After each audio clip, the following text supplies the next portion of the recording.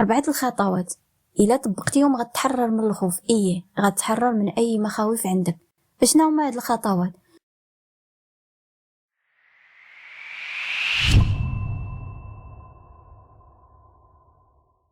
سلام من نور الله لنفخة الروح فيكم. السلام عليكم ورحمة الله وبركاته. بعد ما شفنا معنى الخوف اجيو نتعرفوا على هاد الخطوات السحرية للتحرر منه. الخطوة الاولى هي تواجه المخاوف ديالك. علاش؟ حيت الا ما واجهتيش المخاوف ديالك وعالجتيها كتراكم وكتولي كتبني طبقة على طبقة مع مرور الوقت.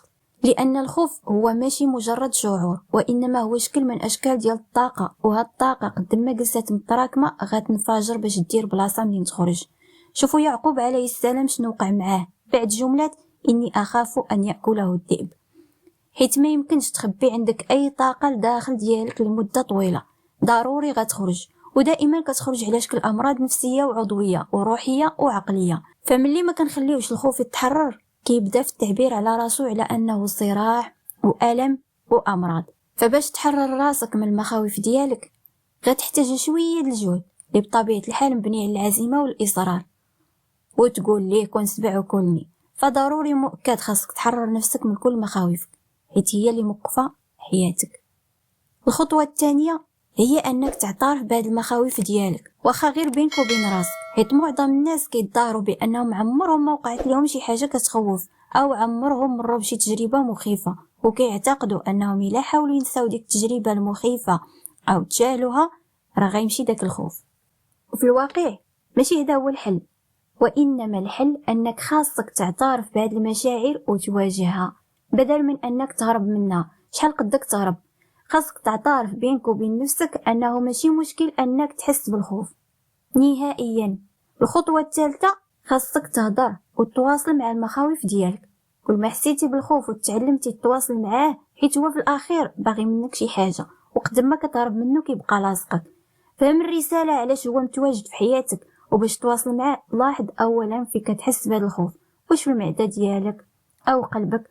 حدد المنطقه اللي متراكمه فيها هاد الطاقه ديال هاد الشعور في الجسد ديالك. يقدر تحس بعض المرات بضيق في قلبك او شعور في معدتك او توتر في الاطراف ديالك او ركابيك. فبمجرد انك تلقى جوهر ديال هاد الطاقه وفين متجمعه ومخبيه يمكن لك تواصل معها. وهنا يمكن لك تطرح هاد الاسئله باش تسهل على راسك التواصل مع الخوف ديالك. فمن بين هاد الاسئله مثلا، شنو كيحاول هاد الخوف يقول ليا؟ شنو بغيتي مني باش تخليك تمشي؟ يمكن الحوار ديالك مع مخاوفك انه يوصلك المعلومات مفيده ومهمه، وبهكا غتفهم اصل هاد الخوف وجدر منين جاي وكيفاش تخلي راسك تحس بالامان. الخطوه الرابعه، تلقى طريقه باش تهنى من هاد الخوف. واش عمرك شتي البطه ملي كتضرب بالجناح ديالها بشكل مكتف من بعد شي مضاربه مع خوتها؟ البطات بطبيعه الحال علاش كدير ديك الحركه؟ واش فراسك انها بهاكا كتحرر داك الخوف اللي كان شادها اثناء ديك المضاربه؟ نفس الشيء بالنسبه لي. يمكن لك تلقى الطرق اللي غتعاونك على تحرير هاد الطاقه السلبيه. يمكن تكون عن طريق البكاء او الغوات او اي حركه جسديه تكون قويه. ركز على الجزء اللي كتحس فيه بالخوف الجسد ديالك، وفهم الحركه اللي باغيها الجسد ديالك ديرها. راه والله كنا كنفهموا لغه الجسد ديالنا وشنو باغي منا كاع ما نطيحوا في هاد الامراض كامله. وبمجرد انك تفهم شنو باغي، الحاجه الوحيده اللي عليك ديرها هي الاستسلام لديك الحركه وتكبرها وتعاودها حتى يسالي داك الشعور. هاد الخطوات الا اعتمدتيهم في حياتك غتولي عندك القدره انك تسيطر على المخاوف ديالك وتسيرها كيف ما بغيتي، بدل ما تبقى هي اللي مسيراك وموقفه لك حياتك. نور وسلام لارواحكم جميعا.